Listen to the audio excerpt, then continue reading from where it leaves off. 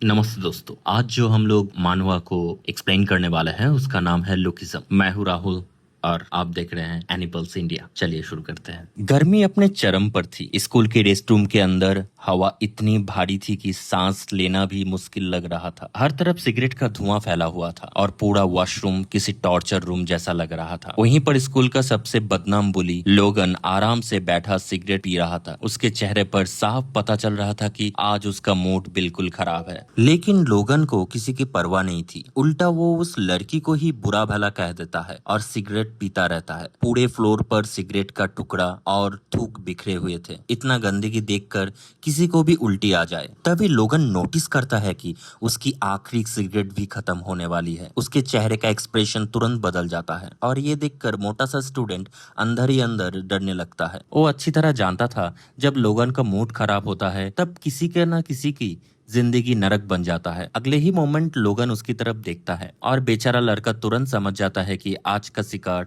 वही है। लोगन उसे ऑर्डर देता है कि अगर टीचर आ जाए तो अपने मोटे शरीर से रास्ता को ब्लॉक कर देना। ये रिक्वेस्ट नहीं थी, ये हुक्म था, क्योंकि लोगन के लिए कमजोर स्टूडेंट इंसान नहीं सिर्फ खिलौना था। बेचारा लड़का चुप रहता है, लेकिन उसकी ये खामोशी लोगन को और ज्यादा इरिटेट कर देती है। लोगन उसे आवाज लगाता है, लड़का फिर भी कुछ नहीं बोलता। लोगन उससे पूछता है, जवाब नहीं देगा। अब उसके पूरी शरीर में कंपन शुरू हो जाती है, पसीना बहने लगता है। दिल इतनी तेज से धड़क रहा था जैसे सीने से बाहर आ जाएगा। उसके दिमाग में सिर्फ एक ही बात चल रही थी, मैं फंस गया, आज फिर फंस गया। तभी लोगन उसके पास आता है और उसका मजाक उड़ाना शुरू कर देता है। वो उसे जबरदस्ती अजीब आवाजें निकालने के लिए बोलता है। पूरा रेस्ट रूम उसकी बेइज्जती देख रहा था, लेकिन लड़के के पास कोई चॉइस नहीं था। अगर मना करता तो पिटाई पक्की थी, इसीलिए आंसू रोककर वो लोगन की बात मान लेता है। हर आवाज के साथ लोगन और उसके दोस्त जोर जोर से हंसने लगता है, लेकिन लोगन अभी भी सेटिस्फाई नहीं हुआ था। अचानक उसने अपना पैर उठाया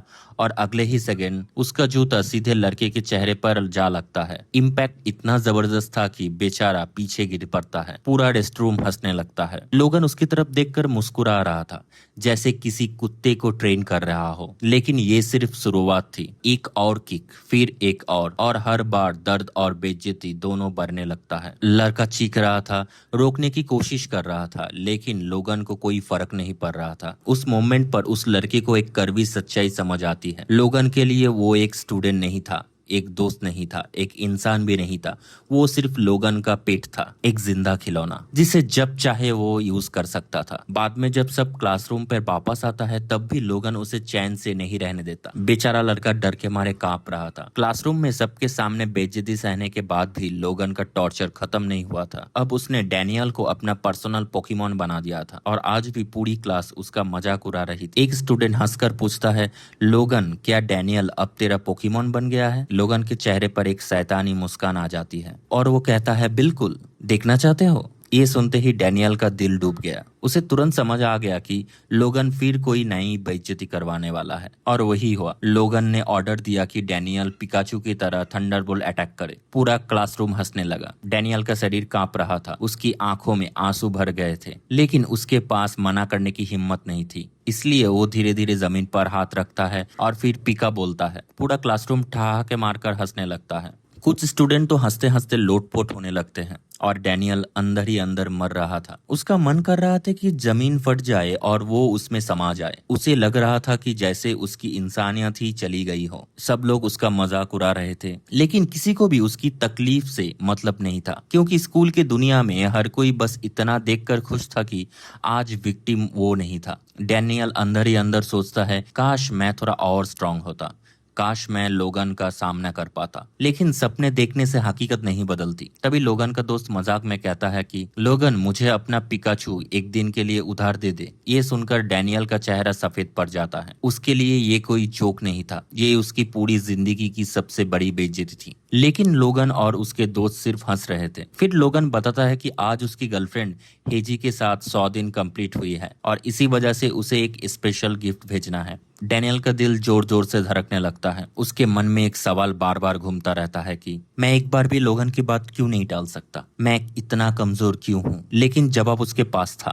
थोड़ी देर बाद लोगन उसे एक फूल का बुके पकड़ा देता है और ऑर्डर देता है कि हेजी तक पहुंचाना होगा। डैनियल को लगता है जैसे उसे फिर किसी मिशन पर भेजा गया है, एक पेट की तरह, एक नौकर की तरह। फिर भी वो चुपचाप बुके लेकर क्लासरूम की तरफ बढ़ने लगता है। रास्ते में स्टूडेंट उसे देखकर फिर मजाक उड़ाते हैं। कोई उसे पिकाचू बुलाता है, कोई उसे देखकर हंसने लगता है। लेकिन डैनियल सब कुछ इग्नोर करते हुए आगे बढ़ता रहता है। आखिरकार वो हेजी के क्लासरूम तक पहुंच जाता है। क्लासरूम के अंदर घुसते ही उसकी नजर हेजी पर पड़ती है। वो डेस्क पर लेटी हुई थी और उसके पास उसकी दोस्त बैठी थी। डैनियल इतना नर्वस था कि पसीने से भीग गया। वो धीरे से बोलता है, लोगन ने मुझे कुछ दिखाने भेजा है। लड़कियां उसकी तरफ अजीब नजरों से देखती है। डैनियल एक सेकंड के लिए रुकता है और फिर अचानक बुके उनके सामने कर देता है। 100 दिन मुबारक हो थंडरबोल्ट। पूरा सीन इतना ऑकवर्ड था कि कुछ सेकंड के लिए सब चुप हो गए और फिर डैनियल का शरीर स्ट्रेस से जवाब दे देता है। उसके पीछे से इतनी जोर की आवाज निकलता है कि पूरा क्लासरूम सन पड़ जाता है। सबकी आंखें खुल जाती है। डैनियल का चेहरा टमाटर की तरह लाल हो जाता है। उसे लगता है कि अब उसकी जिंदगी ऑफिशियली खत्म हो चुकी है। शर्म से उसकी आंखों में आंसू आ जाता है। तभी हेजी उसकी तरफ देखकर कहती है, अगली बार परेशान मत होना, मैं कुछ नहीं बोलूंगी, लेकिन तुम सच में बहुत पैथेटिक हो। ये सब डैनियल के दिल में तीर की तरह चुभ जाती है और उस मोमेंट पर उसे एहसास होता है सबसे बुरी बात ये नहीं थी कि उसकी बेइज्जती हुई, सबसे बुरी बात ये थी कि वो उस लड़की की थोड़ी सी सिंपैथी मिलने पर थैंकफुल फील कर रहा था। जैसे उसकी सेल्फ रिस्पेक्ट इतनी टूट चुकी थी कि नॉर्मल इंसानियत भी उसके लिए एहसान लगने लगा। उस रात घर लौटने के बाद भी डैनियल का मन भारी था। घर पहुंचते ही उसने अपने माँ को पूछा, माँ रामेन बन गया, मुझे बहुत भूख लगी है। माँ ने प्यार से बताया कि खाना टेबल पर रखा है। लेकिन जब डैनियल ने बोल देखा तो उसके अंदर अंडा पड़ा हुआ था और डैनियल तुरंत गुस्सा हो गया। उसने चिल्लाकर कहा कि उसने पहले ही कहा है कि रामेन में एग मत डालना। उसकी नजर अपने मोटे शरीर पर पड़ती है और वो फ्रस्ट्रेटेड होकर बोलता है, इसीलिए मैं और मोटा बन जा रहा हूँ। लेकिन उसकी माँ चुपचाप उसकी बात सुनता है, कोई जवाब नहीं देती, कोई शिकायत नहीं करती, बस उसकी पसंद का खाना बनाती रहती है। और उस मोमेंट पर डैनियल को अचानक गिल्ट महसूस होता है। स्कूल में पूरा दिन बेइज्जती सहने के बाद वो अपना गुस्सा एक इंसान पर निकाल रहा था जो उससे सबसे ज्यादा प्यार करती थी। उसकी आंखें धीरे धीरे नीचे झुकती है और फिर वो एक ऐसे बात बोलता है कि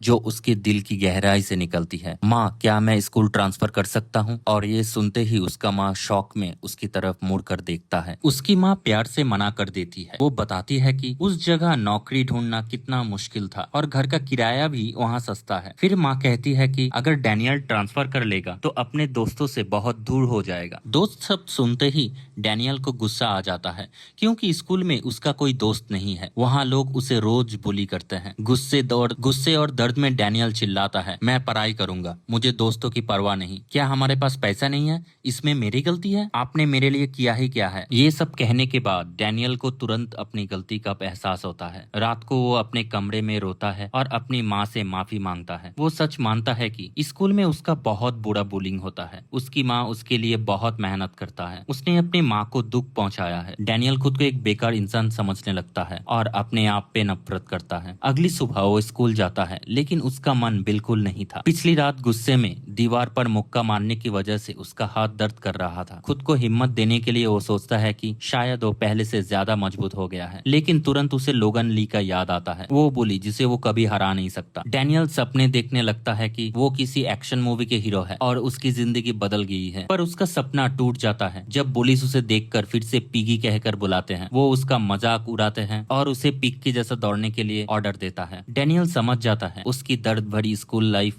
फिर से शुरू हो गई। डैनियल स्कूल पहुंचते ही फिर से लोगन ली और उसका दोस्तों का निशाना बन जाता है। लोगन उसका मजाक उड़ाते हुए कहता है, थोड़ा वेट कम कर, तू बहुत सुस्त लग रहा है। फिजिकल एजुकेशन क्लास होने वाली होती है। लोगन हमेशा डैनियल का पीई यूनिफॉर्म छीन लेता है और खुद पहनता है। डैनियल मजबूरी में हाँ कर देता है और कहता है, मैं यूनिफॉर्म तुम्हारे डेस्क पर रख दूंगा। अंदर ही अंदर डैनियल सोचता है कि उसने अपनी माँ से झूठ बोला था कि यूनिफॉर्म खो गया है, इसलिए माँ ने उसके लिए नया यूनिफॉर्म खरीदा था। उसी वक्त डैनियल का माँ स्कूल के स्टाफ रूम में आती है और ट्रांसफर की बात करती है। वो प्रिंसिपल से कहता है, मुझे लगता है मैंने डैनियल पर ध्यान नहीं दिया। लेकिन प्रिंसिपल उदासी से जवाब देता है, डैनियल के ग्रेड्स बहुत खराब है, कोई स्कूल आसानी से उसे एडमिट नहीं करेगा, ट्रांसफर करना इतना आसान नहीं होता है। फिर प्रिंसिपल डैनियल की माँ की हालात देखता है और समझता है कि उनके लिए ये सब कितना मुश्किल है। डैनियल का माँ गरीबी और परेशानी के बावजूद सिर्फ अपने बेटे के लिए चिंता कर रही होती है। इसी बीच प्लेग्राउंड में लोगन और उसके दोस्त डैनियल को फिर से बुली करना शुरू कर देता है। वो एक फुटबॉल लेकर उसके सर पर मारने का प्लान बनाता है। एक लड़का फुटबॉल को पूरी ताकत से डैनियल की तरफ किक करता है। डैनियल डर के मारे झुक जाता है और बॉल उसके सर को मिस कर देता है। लोगन गुस्से में कहता है, मैंने कहा था ना बॉल लगने देना। अब लोगन के दोस्त डैनियल को और ज्यादा परेशान करने लगता है। तब सॉकर टीम का स्टार प्लेयर मई कीम आता है। सब उसकी फुटबॉल स्किल की तारीफ करते हैं। मई कीम मजाक उड़ाते हुए कहता है, इसका नाक कितना बड़ा है। फिर वो फुटबॉल को इतना जोर से किक करता है, अगर बॉल नहीं लगी तो वो मार भी खा सकता है। डर के मारे डैनियल ना चाहते हुए भी नीचे झुक जाता है, लेकिन मई कीम पहले से ही उसकी मूवमेंट प्रेडिक्ट कर लेता है। फुटबॉल हवा में घूमकर सीधा डैनियल के चेहरे पर जाकर लगता है। बॉल के जोर से डैनियल का चश्मा टूट जाता है और उसके चेहरे पर बहुत जोर की चोट लगती है। उस पर डैनियल को दर्द से ज्यादा एक और चीज की चिंता होती है, उसका चश्मा टूट गया था, क्योंकि वो जानता है कि उसकी माँ के लिए नया चश्मा खरीदना भी एक बड़ा खर्चा था। लोगन के सामने खड़ा डैनियल अंदर ही अंदर टूट जाता है। उसे लग रहा था कि आज उसकी जिंदगी और भी मुश्किल होने वाली है, क्योंकि उसने सुना था कि लोगन का कुछ पैसा खो गया है और जब भी लोगन का मूड खराब होता है उसका गुस्सा सीधा डैनियल पर निकलता है। डैनियल ने सर झुका लिया। उसके दिमाग में सिर्फ एक ही बात चल रहा था, मैं फंस गया। तभी लोगन ने उसे पिगी कहकर बुलाया और बिना किसी वार्निंग के उसकी गर्दन पकड़कर खींच लिया, जैसे कोई इंसान नहीं बल्कि कोई जानवर हो। डैनियल डर के मारे कांपने लगा। वो बार बार माफी मांग रहा था, लेकिन लोगन को उसकी माफी से कोई फर्क नहीं पड़ रहा था। आसपास खड़े स्टूडेंट भी सब कुछ देख रहे थे। कुछ लोग रोकने की कोशिश कर रहे थे, लेकिन किसी की हिम्मत नहीं थी कि लोगन के सामने खुलकर खड़ा हो सके। तब डैनियल ने एक ऐसी बात कह दी जिसने सबको शॉक कर दिया। उसने रोते हुए कहा, लोगन मैं तुम्हारा पैसा चुका दूंगा, मेरे पास जो कुछ भी है सब दे दूंगा। ये सुनते ही लोगन एक पल के लिए रुक गया। उसके चेहरे पर कंफ्यूजन आ गया। उसे समझ ही नहीं आया कि डैनियल क्या बोल रहा है। डैनियल अब भी रो रहा था। उसे लग रहा था कि लोगन की पैसा उसके वजह से गया है और शायद इसीलिए वो सब कुछ अपने ऊपर ले रहा था। लेकिन लोगन के लिए ये बात इंसल्ट से कम नहीं। अगले ही सेकंड उसका हाथ बिजली की तरह घुमा। एक जोर का थप्पड़ डैनियल के चेहरे पर पड़ा। पूरा शरीर हिल गया। डैनियल कुछ समझ नहीं पाया। उसकी आंखों के सामने सब कुछ घूमने लगा, लेकिन लोगन रुका नहीं। उसने डैनियल का चेहरा पकड़कर गुस्से से कहा, अपना ये शकल देखा है? उसके लिए डैनियल की हर बात मजाक। और फिर एक और थप्पड़, इस बार और भी ज्यादा जोर। डैनियल का सर एक तरफ झटक गया। आसपास खड़े सब स्टूडेंट चुप हो गए। पूरा माहौल सन्नाटे में डूब गया। डैनियल की आंखें धुंधली होने लगी। उसके कान में आवाजें धीरे धीरे गायब होने लगी और भीड़ के बीच उसने एक अजीब सी चीज देखी। फूलों वाली पजामा, ब्लू स्लीपर, एक ऐसा पहचाना हुआ कपड़ा जिसे देखते ही उसका दिल रुक सा गया। डैनियल की आंखें फट गई। उसने दोबारा देखा और उसका खून जम गया। नहीं, ये नहीं हो सकता। उसने कभी सोचा भी नहीं था कि वो इंसान यहाँ आ सकती है। तभी एक तेज आवाज पूरे एरिया में गूंज उठी, तुम सब कमीनों। सब लोग एक साथ उस तरफ मुड़ गए। लोगन भी शॉक हो गया और डैनियल, उसके सांसें रुक गई, क्योंकि जो शख्स गुस्से से कांप रहा था वो कोई और नहीं, उसकी माँ थी। और डैनियल ने अपनी पूरी जिंदगी में पहली बार अपने माँ को इतने गुस्से में देखा।